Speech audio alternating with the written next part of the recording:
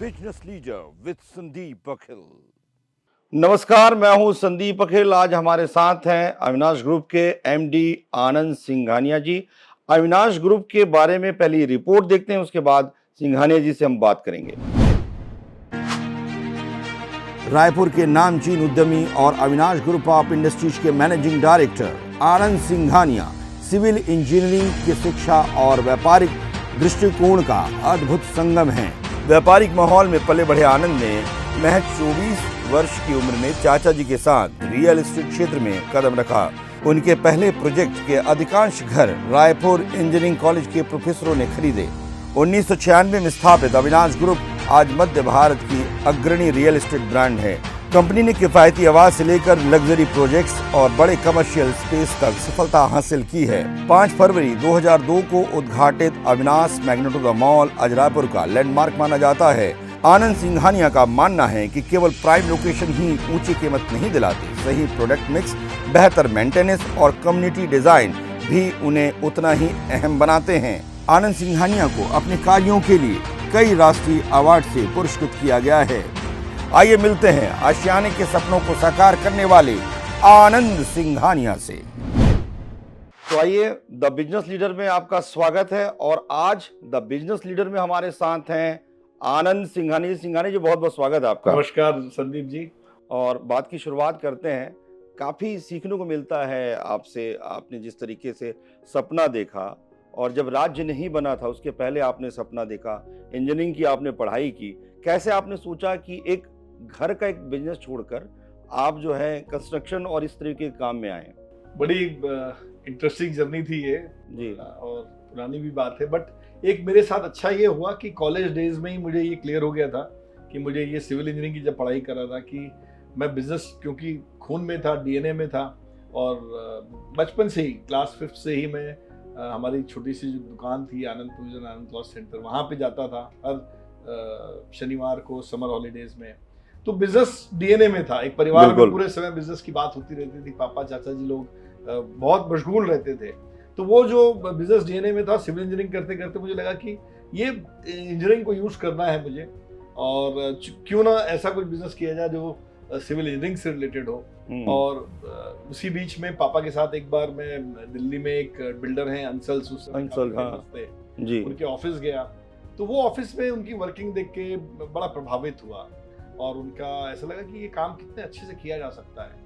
तो वो मुझे लगता है कहीं ना कहीं एक स्पार्क रहा होगा, एक रीजन रहा होगा वो सपना आने का और फिर सपने को जीने का आगे। तो पूरे कॉलेज लाइफ में सपने को जिया मैंने, और फिर जब कॉलेज से बाहर आया तो 1 आध साल तो मैं जरूर जो फैमिली बिजनेस था उसमें इन्वॉल्व था, बट मुझे जब ध्यान आया कि नहीं मुझे तो उसमें जाना है, अपनी एक अलग राह पकड़नी है, तो परिवार ने सहयोग किया। पिताजी ने कॉन्फिडेंस दिखाया। उनकी ली हुई लैंड थी 1-2 एकड़ की हमारे स्काई ऑटोमोबाइल्स के पीछे। हाँ। तो मेरा सौभाग्य था कि परिवार इतना सक्षम था कि वो लैंड जो शुरू में एक वर्किंग कैपिटल रिक्वायर्ड रहती है वो थी हमारे पास, हमारे परिवार के पास, और मुझे अपॉर्चुनिटी मिली। और एक और सहयोग था कि मैं जब ये करने वाला था तो चाचा जी का, हमारे अशोक चाचा जी हैं, उनका भी रुचि इसमें थी। तो उन्होंने स्टार्ट किया काम, लेकिन उनको फिर रुचि आई नहीं उनकी। तो मुझे एक ऐसा लगा कि मेरे लिए ही पूरा सजा हुआ चीज हो रहा है कि मैं जो सोच रहा हूँ मुझे मिल रहा है। तो सब मुझे लगता है कि एक सहयोग था, भगवान की इच्छा थी। सिविल इंजीनियरिंग की आपने पढ़ाई की, आप विदेश भी जाना चाहते थे, लेकिन ईश्वर ने जिस तरीके से आपको हमारे छत्तीसगढ़ में दिया और इस तरीके से रियल एस्टेट में आपने बहुत बड़ा काम किया है। मतलब मुझे वो 2 एकड़ वाली बात इसलिए क्योंकि उसमें शायद 11 आपने। उसके बारे में आप बताएं। तो शुरू में चूंकि एकदम नया काम था ये, और परिवार को भी ऐसा नहीं लग रहा था कि ये काम कोई बहुत अच्छा बड़ा रूप ले सकता है, क्योंकि उस तरह के प्रोजेक्ट्स रायपुर में आते नहीं थे, बनते नहीं थे। बिल्डर का नाम तो लोगों ने ज्यादा सुना ही नहीं था। कॉन्ट्रैक्टर, ठेकेदारी, हाँ, यही शब्द उपयोग होता था, चित थे लोग। तो बहुत ऐसी बात नहीं थी। मेरे मन में जरूर बड़ा था क्योंकि मैंने देखा हुआ था कुछ, मेरे मन में इंस्पिरेशन थी कहीं ना कहीं से, बट परिवार ने शायद नहीं सोचा होगा, या हो सकता है सोचा हो। तो उन्हें जब मैंने अपनी इच्छा जाहिर की कि ऐसा करना है तो ठीक है भाई, करो आप। तो छोटी शुरुआत ही होनी थी क्योंकि एक्सपीरियंस था नहीं। और तो वो 11 मकान हमने स्टार्ट किए, जो मारुति ऑटोमोबाइल्स उस समय नाम था, उसके पीछे में थी कॉलोनी। और 3 लोग थे बस। मैं था, एक अकाउंटेंट था, एक साइट इंजीनियर था। तो ऑफिस मारुति में ही थी, तो मैं खुद कस्टमर कोई आया तो लेके जाता था। मार्केटिंग वगैरह इतनी होती नहीं थी, तो बड़े शौक से एक एक कस्टमर को लेके जाना, समझाना, बताना, दिखाना और सब काम। क्योंकि एक ये ऐसा काम है, मुझे लगता है कि इतने सालों बाद भी कि इसमें काफी विविधता है। जैसे आज डीलरशिप ऑफ मारुति अपन बात करें तो उसमें आपको डिस्ट्रीब्यूट करना है, somebody else is manufacturing, somebody else is marketing, आपको सिर्फ सेल करना है या आपको उसको वर्कशॉप के गाइडेंस के तहत में मारुति प्रिंसिपल के अपने बनाना है। बट इसमें तो हम खुद मैन्युफैक्चरर थे, खुद प्रोडक्ट डिजाइन करते थे कि बनेगा क्या, बिकेगा क्या। और तो एक बड़ी इंटरेस्टिंग जर्नी थी। और तो खुद जमीन पे उतर के एक 24 साल की उम्र में वो कर पाना मेरे लिए सौभाग्य की बात थी। कि मैं वो पता नहीं वो विश्वास कैसे हुआ कि कर लेंगे। और कहीं ना कहीं परिवार पीछे था, संबल था, और रायपुर में ही पले बड़े, तो उसका एक भी कॉन्फिडेंस था। रायपुर इंजीनियरिंग कॉलेज से मैंने पढ़ाई की, तो कॉलेज के प्रोफेसर्स ने ये बड़ी, मुझे लगता है कि आज जब देखता हूँ तो हर चीज ने ऐसा लगता है सपोर्ट किया है। लोग सोचते हैं कि मैंने शायद अपनी इच्छा शक्ति के बल पे किया, ऐसा नहीं है। क्योंकि मुझे याद है जब कॉलेज ये स्टार्ट हुए 11 मकान, तो हमारे इंजीनियरिंग कॉलेज के प्रोफेसर थे, उनको मकान किसी को चाहिए था। उन्होंने देखा यार आनंद को तो मैंने पढ़ाया है, तो ये काम अच्छा करेगा, क्वालिटी अच्छी बनाएगा और कुछ रिजनेबल प्राइस में मुझे दे देगा, उससे डील करना आसान होगा। किसी एक ने मुझे कॉन्फिडेंस दिया और फिर धीरे धीरे वहाँ पे 15-20 प्रोफेसर्स जुड़ गए लेने के लिए। तो they were my brand ambassadors. Mouth publicity जो है, हाँ, माउथ पब्लिसिटी हो गई। तो ये सब सहयोग बनता गया और चीजें होती गई, कृपा है सब। अविनाश नाम कैसा रखा आपने कंपनी का नाम? क्योंकि घर में जैसे मारुति के नाम से चला, फिर आपके नाम से भी, अविनाश के नाम से कैसा?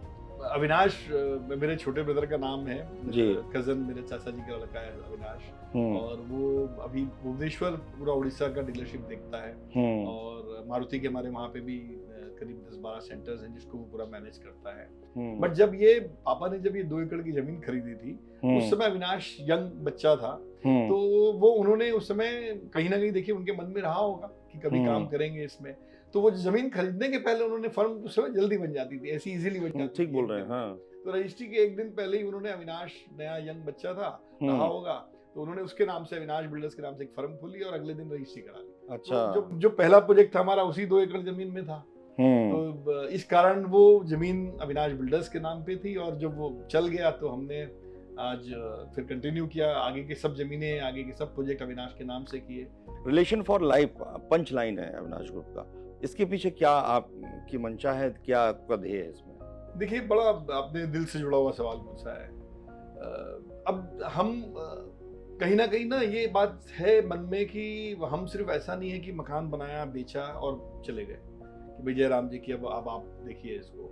तो मैं हमेशा ये कहता हूँ अपने कस्टमर को कि हमारा रिलेशन फॉर लाइफ है, and it is not only customer, चाहे वो हमारा एम्प्लॉय हो, चाहे वेंडर हो। कई बार होता है एम्प्लॉय अपने यहाँ काम कर रहे हैं, फिर कहीं और उनको अच्छी अपॉर्चुनिटी मिली या कहीं और चले गए, तो it's fine, life is like that. हमारे संबंध हमेशा के लिए रहने चाहिए। काम अपनी जगह है, संबंध, लेकिन मुझे लगता है परिवार ने भी वो हमेशा संस्कार दिए कि संबंध को सबसे ऊपर रखिए। आपने कमिटमेंट किया है, आपने कोई बात किसी से कही है तो उसे पूरा करने की कोशिश करिए। It is not only return. कई बार होता है चीजें लिखी कुछ है लेकिन आपको लगता है नहीं यार ये आपकी जिम्मेदारी बनती है। बिल्कुल। तो उस जिम्मेदारी को मुझे लगता है करना चाहिए। जिस तरीके से अविनाश ग्रुप ने काम किया, अविनाश ग्रुप ने, कहा जाए कि आपके विषय में मैं कहूँ तो आपने बदलते हुए रायपुर को, मतलब राजधानी को देखा है, बदलते हुए शहर को आपने देखा है। सपना था आपका भी, जब भी आप नोएडा और कहीं जाते थे देखते थे कि ऐसी बिल्डिंग या ऐसी चीज़ें हमारे यहाँ भी तैयार होनी चाहिए। उस दिशा में क्या क्या काम आपने किया इस रायपुर शहर के लिए अपने प्रोजेक्ट के माध्यम से? ये बड़ा इंटरेस्टिंग है क्योंकि मैं हमेशा जब भी रायपुर में प्रोजेक्ट हम लोग शुरू किए या आज भी करता हूँ तो ये सोच ही रहती है ऑलवेज कि यार ये शहर के लिए कुछ अच्छा करना, क्योंकि इस शहर ने इतना कुछ दिया है हमको। मैं यहीं पला बड़ा, स्कूलिंग भी यहीं से किया, कॉलेज यहाँ से किया, काम भी यहीं स्टार्ट किया। तो चेंजिंग लाइफस्टाइल, जो हमारे क्रिएटिंग लाइफस्टाइल की जो बात थी, हमेशा ये सोच रही, एक कॉम्प्लेक्स रहता था मुझे। सही बात तो ये है कि कॉम्प्लेक्स रहता था जब मैं यूथ था, जवान था, और कॉलेज डेज में जब रायपुर से बाहर जाता था तो लोगों को रायपुर बड़ा अनजान सा छोटा था शहर लगता था, कस्बा टाइप का कोई होगा कोई जगह, कंफ्यूज होते थे। हाँ, कहाँ है करके। हाँ, कहाँ है रायपुर। हाँ, कई लोग तो अभी भी आज से 4-5 साल पहले तक, अभी तो 5-7 साल 10 साल में थोड़ा इम्प्रूवमेंट हुआ है। लोग कई बार बिहार में है क्या, उड़ीसा में है क्या, झारखंड में है क्या, इस तरह की बात करते थे। तो मुझे वो लगा कि यार हमारे रायपुर की एक पहचान क्यों नहीं है, हमारा शहर इतना अच्छा है, लोग इतने अच्छे हैं और हमारे में काम करने की इच्छा है सब लोगों में। सब आज देखिए रायपुर में एक से एक काम हो रहे हैं, इतने बड़े बड़े इंडस्ट्रियलिस्ट भी यहाँ पे आ गए बिल्कुल समय के साथ। तो वो एक सोच थी कि उसी कारण फिर मैं गंजपारा में नेमिशन गली में रहता था, जो बहुत पुरानी गली थी, बिल्कुल। बहुत फेमस थी, काफी अच्छे लोग रहते थे वहाँ, बट उस गली में भी पानी भर जाता था। बारिश में जब पानी भरता था तो हम एंजॉय करते थे उस पानी को, वो बचपन था हमारा। बट लेकिन वो कहीं ना कहीं समस्या तो थी। तो जब हमने रियल एस्टेट में काम किया तो हर सोच में ये था कि यार ये चीज हम कैसे लोगों की लाइफस्टाइल बेसिक, जब शुरुआत की तब तो बेसिक की बात थी, गार्डन की जगह होना चाहिए, मंदिर एक होना चाहिए, रोड नाली पानी बिजली एक स्टैंडर्ड की होनी चाहिए जो 20-25 साल तक चले, खराब नहीं हो, लोग उसको वहाँ एक अच्छी लाइफस्टाइल जी सके। फिर समय बदलता गया, लोगों की भी उम्मीद बदली, हम लोगों ने भी चाहा कि अपग्रेड करना चाहिए लोगों की लाइफस्टाइल। तो क्लोज कैंपसेस बनने लगे और क्लब अच्छे बनाने लगे हमने। मारुति लाइफस्टाइल एक ऐसा बहुत अच्छा प्रोजेक्ट है जिसमें स्पेनिश स्टाइल का हमने विलास दिया। तो उस समय वो सोच ही नहीं थी कहीं, अब तो बहुत आम हो गए स्पेनिश विलास, रोमनिस्क विलास, बट उस समय वो जो सोच आई कि वो इंस्पिरेशन मिला। एमबी वैली में एक बार गया था देखने। तो जब हम बाहर जाते भी थे, ट्रेवल करते थे, तो एक लर्निंग मोड में रहते थे कि हम रायपुर में वो चीज कैसे ला पाए और अच्छे से लेके आ पाए। तो मुझे लगता है मारुति लाइफस्टाइल ने एक अच्छा एग्जांपल सेट किया, बिल्कुल अपग्रेड किया लोगों की लाइफस्टाइल, नाम भी उसका लाइफस्टाइल ही रखा। देन उसके बाद में एक 90s में, लेट 90s में 95 के आसपास में दौर चला मॉल्स का। गाँव में पहला मॉल आया, बिल्कुल, फिर इंदौर में मॉल आया। तो जब मैं गया तो मुझे बड़ा आकर्षित किया, मुझे लगा यार हमारा रायपुर तो रेडी है इस मॉल के लिए, इस तरह के मॉल के लिए, एयर कंडीशन एटमॉस्फेयर।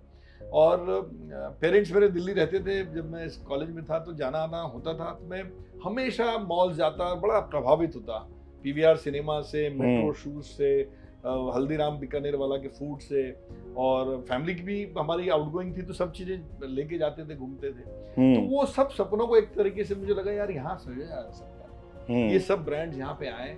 और पापा मम्मी हमारी पूरी फैमिली की भी चॉइस थी, मेरे भी बचपन वहाँ गया है, ऐसी सब चीजें हमारे रायपुर में आए और इस तरह का भव्यता आए। और यहाँ के लोग मुझे लगता था तैयार है बिल्कुल।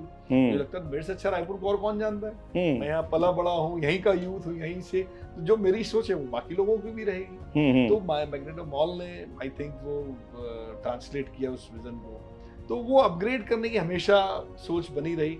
और भगवान ने इतनी एनर्जी दी है, आप सब लोगों के प्रेम ने इतना एनर्जी दिया है, कस्टमर के सपोर्ट ने इतनी एनर्जी दी है कि आज भी जो नए प्रोजेक्ट हैं हम उसको नए कैसे अपग्रेड करें लाइफस्टाइल लोगों की, वैसा हम सोच के लाते हैं। कस्टमर की आपने बात की, मैं एक जगह पढ़ रहा था, कई कस्टमर आपके ऐसे हैं जो पीढ़ी दर पीढ़ी आपसे सामान ले, मतलब चीज़ों को लेते हैं, जैसे कि मान लो पिता ने लिया तो उनके पुत्र भी जो है आपके जो है क्लाइंट हैं। तो इसको कैसे आपने विश्वसनीयता, क्रेडिबिलिटी को आपने कैसे डेवलप किया? देखिए, क्रेडिबिलिटी डेवलप करना बहुत सिंपल चीज है, जिसको हम आज की डेट में ब्रांडिंग मार्केटिंग से जोड़ देते हैं कई बार। क्रेडिबिलिटी हमने सिर्फ इतना किया, सच्चाई से काम किया। और जैसे सच्चाई से काम किया, एक एग्जांपल मैं देता हूँ कि सपोज किसी ने मकान बुक कराया है, किसी कारण से उसको तकलीफ है, वो कंटिन्यू नहीं कर पाता, तो जो स्टैंडर्ड प्रैक्टिस है 5% 10% डिडक्ट करते हैं हम लोग। बट कोई आता है, कोई बोलता है कि जेन्युइन प्रॉब्लम है, तकलीफ है, तो हमने पूरा कैंसिलेशन चार्ज वेव ऑफ कर दिया कि भाई कोई बात नहीं, आप तकलीफ में और आपकी क्यों परेशानी बढ़ाऊं, कोई और खरीद लेगा। तो ऐसे बहुत सारे, ऑलवेज कनेक्टेड रहा मैं कस्टमर से, ऑलवेज मिलने को इंटरेस्टेड रहता था कि समझूं उनसे कि भाई हमने आपको बना के दिया, आप खुश तो हैं, कुछ कमी है तो बताइए, हम अगले प्रोजेक्ट में ठीक कर देंगे, या यहाँ कर पाएंगे तो यहाँ कर लेंगे। तो वो कनेक्ट पूरा बना के रखा, कभी भी ये मन में नहीं था कि हमारी जिम्मेदारी पूरी, अब आप जानो, आपका काम जाने। तो वो कहीं ना कहीं विश्वसनीयता को बढ़ाती है। क्लब की बड़ी चर्चा होती है आपकी। हाँ, किसी भी क्लब में, जो अब मारुति लाइफस्टाइल में भी जो क्लब है वो भी क्लब बड़ा सुंदर है, लोग क्लब की ज्यादा बहुत बात करते हैं, बहुत सारे प्रोजेक्ट आए, बहुत सारे लोगों ने क्लब तैयार किया, लेकिन आपके उस क्लब की खास बात क्या रही है जिसकी इतनी चर्चा होती है? देखिए, उस क्लब को हमने पूरे इंटरनेशनल स्टाइल में बनाया और बिना ये सोचे कि ये पैसे रिकवर कैसे होंगे, हमने उसको पूरा वो रूप देने की, थोड़ा पैशन ज्यादा लगाया उसमें। मुझे ऐसा लगता कि देखिए, रायपुर में ना लोग यहाँ से इंटरनेशनल खिलाड़ी बहुत नहीं बनते। हमारे परिवार के लोग भी बच्चे वीडियो गेम्स, उस समय वीडियो गेम का बहुत ट्रेंड था। वीडियो गेम्स, मूवीज, इधर उधर मोहल्ले की टाइम पास में बहुत जाते थे। तो ये भी बात थी कि स्पोर्ट्स में लोग इंटरेस्टेड थे, बट स्पोर्ट्स का इंफ्रास्ट्रक्चर नहीं था, उतना अच्छा नहीं था, लिमिटेड था। तो आज स्पोर्ट्स का इंफ्रास्ट्रक्चर हम देंगे तो हो सकता है यही बच्चों की एनर्जी चैनलाइज हो जाए। तो सोच ये थी कि क्लब ऐसा बनाया जाए जो फैमिली क्लब हो, जो स्पोर्ट्स सेंट्रिक क्लब हो, यहाँ पे हम इंफ्रास्ट्रक्चर, जैसे वहाँ पे स्विमिंग पूल है, वो semi Olympic size swimming pool है। वहाँ जो बैडमिंटन कोर्ट है, वहाँ की जो फ्लोरिंग है, वो इंटरनेशनल प्लेयर्स जो खेलते हैं उसका जो शॉक एब्जॉर्ब करता है, आपके नीज में पेन नहीं आता है। तो ये सोच के साथ में जब हमने बनाया, बोले जब हम सोच अच्छी रखेंगे और बनाएंगे, खिलाड़ी भी उस उत्साह से वहाँ पे आएंगे। तो कई बार होता है ना, मुर्गी और अंडे वाली बात रहती। तो मतलब हमारा धर्म तो ये है कि हम ये कर सकते हैं तो हम करें, और लोगों को वो अपॉर्चुनिटी दिखेगी। तो लोगों ने उस सोच को सराहा। एक्चुअली सोच के कारण वो क्लब बन पाया कि लोगों को लगा कि हाँ भाई, टेनिस कोर्ट बनाया तो टेनिस कोर्ट भी स्टाइल का है, बैडमिंटन कोर्ट बनाया तो वो भी वैसा है। और नॉट ओनली दैट, उसके बाद में सभी प्रोजेक्ट्स हमारे जितने बने, सब में हमने क्लब बनाए, अच्छे उसमें सब इंफ्रास्ट्रक्चर देने की कोशिश की, क्योंकि कुछ छोटे प्रोजेक्ट थे, कोई बड़े प्रोजेक्ट थे, सब में साइज का अपना अपनी बात थी। तो क्लब पे विशेष ध्यान रखा। और कम्युनिटी लिविंग देखिए, मैं हमेशा बोलता हूँ, हम सब भारतीय, खासकर हम रायपुर वाले तो बहुत ही पूजा पाठ और फंक्शंस, फेस्टिवल्स को एंजॉय करते हैं। बिल्कुल, हाँ। गणेश जी हो, नवरात्रि हो, सबको एंजॉय करते हैं हम लोग। होली हो, दिवाली हो, करवा चौथ भी हो, दशहरा का टाइम हो, पतंग उड़ाना हो, सबको एंजॉय, सब बिल्कुल। इन सब चीजों को हम सिंपलर वे में कैसे डालें, ये कोशिश किया। अब हम गार्डन बनाते हैं तो टेम्पल बनाते हैं, तो टेम्पल के साथ में जगह बनाते हैं जहाँ गणेश जी स्थापित हो सकते हैं। हम होली खेलना है तो होली खेलने के लिए ऐसी जगह बनाते हैं कि भाई ऐसी व्यवस्था हो कि जहाँ लोग मोटिवेट हो, होली वहां जाके खेलें, ग्रुप में खेलें, मतलब केवल आप अपने परिवार के साथ नहीं, पूरे मोहल्ले के साथ खेलें, ऐसी व्यवस्था बनाए। तो जब हम कॉलोनी को एक मॉडर्न मोहल्ले का रूप दे दें और वही पुरानी लिविंग की सोच ले आए कि जैसे मोहल्ले में शर्मा जी, दुबे जी के घर में क्या हो रहा है, बात हम मौका तो दें लोगों को। मौका जब हम देंगे, जब हम वैसी प्लानिंग करेंगे, वैसी डिजाइनिंग करेंगे, लोग आपस में जुड़े। तो हमारी सब कॉलोनी में हमारी ये सोच है कि ऐसे स्पेसेस बनाएं, ऐसे क्रिएट करें, लोग आपस में जुड़े, सिर्फ अपने घर में नहीं रह जाएं। वो रहने में वो, क्योंकि वो अगले 30, 40, 50 साल उस जगह रहने वाले हैं। बिल्कुल। खासकर मुझे लगता है कि लोग अपने जीवन में 2 मकान से ज्यादा, 2 मकान, हाँ, एक पूरी पीढ़ी मतलब। तो वो इतनी बड़ी अपॉर्चुनिटी दी है, आप सब लोगों ने मिलकर हमें जिम्मेदारी दी है। तो अगर इसको जरा सा हम सोच के बना लें थॉटफुली, तो लोगों की लाइफ में बहुत मीनिंगफुल चेंज आएगा। जो आपने बोला कम्युनिटी लिविंग एनहांस करने का, एक ये बहुत अच्छा प्लेटफॉर्म हमें मिला बैठे बैठे, उसको हमने पूरा अच्छे से नरिश किया, नर्चर किया। आपने सिंघानिया जी, मैंने देखा कि ऐसा नहीं कि हर प्रोजेक्ट आपके बहुत महंगे हों, आपने मिडिल क्लास फैमिली के लिए भी बड़ा अच्छा काम किया। तो दोनों के बीच कैसे बैलेंस बनाते हैं आप? नहीं, बैलेंस तो देखिए, बैलेंस वाली बात तो सिर्फ सोच वाली ही बात है। मिडिल क्लास वाली फैमिली में सिर्फ ये है कि प्रोजेक्ट की लोकेशन जो है थोड़ी सी डिफरेंट रहती है, क्योंकि बनना वही है, पानी, बिजली, नाली वही सेम चीज है। क्लब है तो क्लब थोड़ा छोटा बन सकता है ना। गार्डन है तो गार्डन में थोड़ा हम हार्डस्केपिंग या मटेरियल 19-20 कर सकते हैं, बट ग्रीनरी तो हम लगा सकते हैं। आज पेड़ लगाना तो बहुत मुश्किल काम नहीं।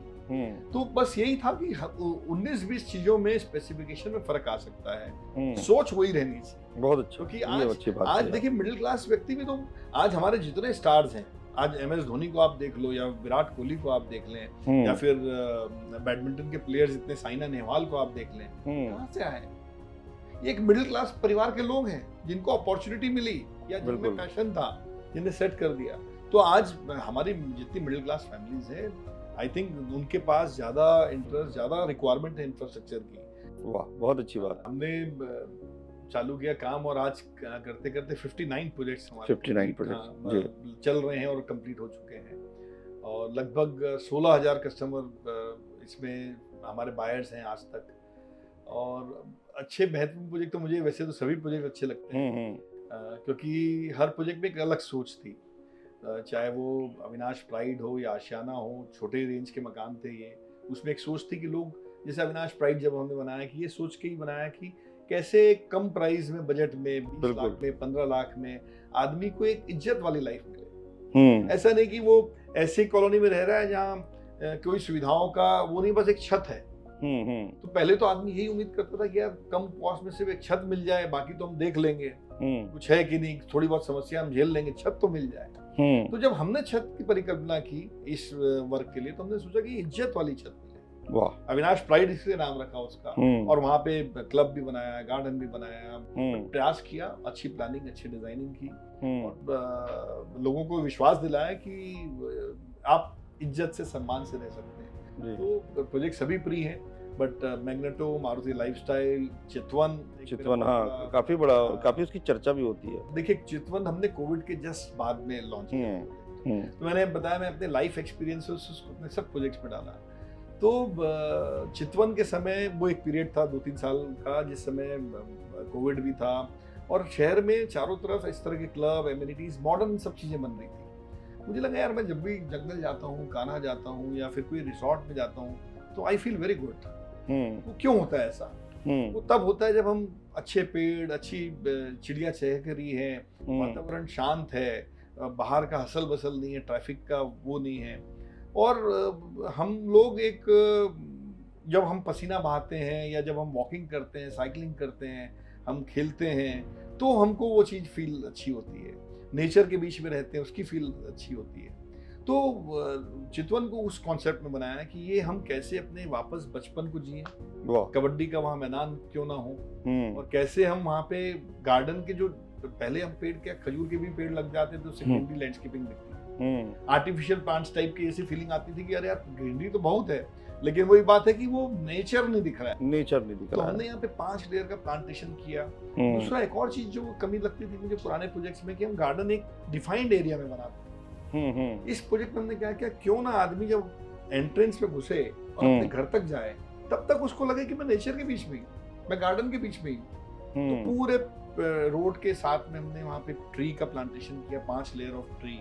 इसमें रोड में जगह चौड़ी लगती है, प्लांटेशन की कॉस्ट बढ़ जाती है, बट वो एक डिफरेंशिएटिंग फैक्टर था कि आप चितवन में जब भी जाएं तो आपको महसूस होगा यार कोई मैं ग्रीन एरिया में आ गया हूँ। गार्डन आप जब जाएं तो गार्डन में आपको ऐसा लगेगा कि आर्टिफिशियल प्लांट और पेड़ सिर्फ नहीं है, यहाँ झूले भी लगे हुए हैं जैसे हम बचपन में रहते थे, और कबड्डी का मैदान भी जहाँ हम खेल सकते हैं, पिट्टूल खेल सकते हैं, क्यों नहीं हम एनकरेज करें। मैंने वही बात कही ना कि कई बार हम प्लेटफॉर्म नहीं देते, इसलिए नहीं हो पाता। लोगों को लगता है कि अभी वो जमाना खत्म हो गया, अब सिर्फ बैट बॉल, क्रिकेट, फुटबॉल यही वाले गेम है। तो एक हम रिलीव करें बचपन को, हम नेचर को एंजॉय करें, हम बड़े बुजुर्ग को भी एहसास कराएं कि आपके लिए भी सब चीज है, सिर्फ हमारे लिए नहीं, यंग लोगों के लिए नहीं, आपके लिए भी एक सौहार्दपूर्ण तरीके से मंदिर बना हुआ है जहाँ आपको सुकून मिलेगा। सिर्फ कमर्शियल मंदिर नहीं कि सिर्फ वहाँ पे बहुत साउंड है या बहुत पूजा पाठ हो रही है, बट एक सुकून जहाँ आप शाम के बैठे तो आपको लगे भाई यहाँ में पहले पुराने से बनाया। तो उस सोच के साथ चितवन को बनाया,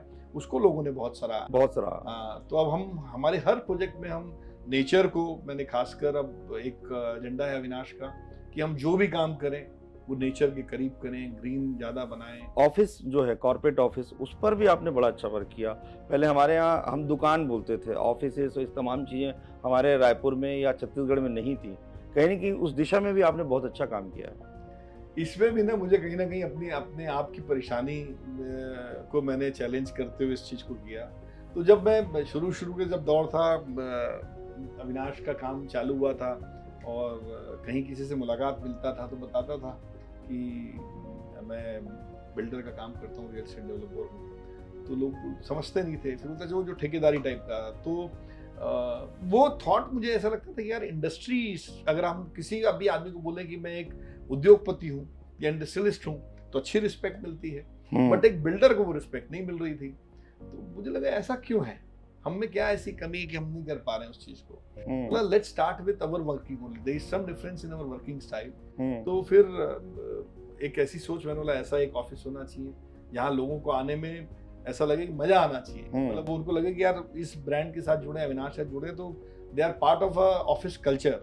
एक ऐसा जनरल बात नहीं है, उनको भी एक फील होना चाहिए। हाँ। तो जब से एक अच्छा ऑफिस का सेटअप हो जिसमें सामने पार्किंग की सुविधा हो, लोगों के पास अपनी खुद की प्राइवेट डेस्क हो, तो वो सोच थी। और डिपार्टमेंट्स हो अलग अलग, डिपार्टमेंट में लोग एम्पावर्ड हो, ऐसा नहीं हो कि एक लाला या बनिए की दुकान स्टाइल में वर्किंग हो कि हर डिसीजन ओनर ले रहा है। क्योंकि आपको एक सोच है कि आपको आगे काम करना है, बड़ा काम करना है, तो आपको टीम के बिना होगा नहीं। अलग अलग डिपार्टमेंट्स रहेंगे जो अपना अपना रोल प्ले करेंगे, उनको भी एम्पावरमेंट रहे। तो ये सोच के साथ हमने एक ऐसी ऑफिस की परिकल्पना की जो किसी इंडस्ट्रियलिस्ट के ऑफिस से कम ना हो, किसी बड़े हाउस के ऑफिस से कम ना हो, भले काम उतना बड़ा नहीं हो, बट सोच तो ऐसी रहे कि लोगों को लगे कि हाँ भाई कुछ अच्छा काम कर रहे हैं या किसी अच्छे लोगों से डील कर रहे हैं। सेंट्रल इंडिया में अविनाश ग्रुप का एक बड़ा नाम है, बहुत सारे अवार्ड भी आपको मिले हैं। अविनाश ग्रुप रायपुर के अलावा कहाँ कहाँ और काम कर रहे हैं इस ग्रुप के द्वारा जो नए प्रोजेक्ट्स आए हैं? तो हम छत्तीसगढ़ में 4-5 सिटी में काम कर रहे हैं, जिसमें जगदलपुर है, रायपुर है, भिलाई है, नया रायपुर है और कुमारी में भी चल रहा है। इसके अलावा अब हम भुवनेश्वर में 2 प्रोजेक्ट स्टार्ट कर रहे हैं जो अभी अप्रूवल स्टेज पे हैं और मुझे लगता है जनवरी तक स्टार्ट हो जाएगा जी। भुवनेश्वर में काफ़ी स्कोप है, तो वहाँ हम 2 प्रोजेक्ट वहाँ स्टार्ट कर रहे हैं और 1-2 जगह अभी हमारी वर्किंग चल रही है। मुझे लगता है कि वहाँ पे भी काम जल्दी चालू होगा। नया रायपुर में भी आपके प्रोजेक्ट की जो चर्चा है टू अर्थ का, उसमें क्या खास बात है? तो उपवन नया रायपुर में प्रोजेक्ट है जो सेक्टर 10 में है और 75 एकर्स में है। ये इसमें 380 विला और अपार्टमेंट्स और काफ़ी चीज़ें आ रही हैं। इस प्रोजेक्ट को लेके भी हमारी टीम बहुत एक्साइटेड है और बहुत अच्छा उम्मीद कर रहे हैं हम लोगों से मार्केट रिस्पांस का। तो ये इट्स हमारी थीम ऑफ द प्रोजेक्ट ये है कि it's a gift to mother earth. मतलब हम जनरली जब जितना अर्बनाइजेशन बढ़ रहा है, हम सब लोग मिलके कहीं ना कहीं मदर अर्थ को डिस्टर्ब कर रहे हैं, रोज खोद रहे हैं, चाहे पानी के लिए, चाहे माइनिंग के लिए, चाहे कंस्ट्रक्शन के लिए। तो हम कैसे मदर अर्थ को ये बोलें कि नहीं, हम आपके लिए, हम इस मदर अर्थ के लिए कुछ अच्छा करने जा रहे हैं, हम डेवलपमेंट कर रहे हैं, बट लेकिन ये अच्छे के लिए कर रहे हैं। तो उस थीम पे ये प्रोजेक्ट को डिजाइन किए हैं और I am sure this will be the best colony of नया रायपुर। और आज के समय के हिसाब से वो कॉलोनी बढ़ेगी और मदर अर्थ को भी गर्व होगा कि नहीं, ऐसे भी लोग हैं जो इस दिशा में सोच रहे हैं। इस दिशा में सोच रहे हैं। बहुत कुछ जानने का, बहुत कुछ सीखने को मिला और मैं सोचता हूं कि जो छत्तीसगढ़ को आगे बढ़ाने में, क्योंकि छत्तीसगढ़ राज्य जो है 25वें वर्ष में प्रवेश कर गया है और इन 25 वर्षों में छत्तीसगढ़ नई ऊंचाइयों को छुआ है, इसमें आप सभी का बहुत बहुत योगदान है। मैं आपको बहुत बहुत धन्यवाद देता हूँ आनंद जी। इसी तरीके से आप नए नए प्रोजेक्ट लाते रहिए और हमारे छत्तीसगढ़ का नाम रोशन करते रहिए। थैंक यू संदीप भाई। धन्यवाद जी।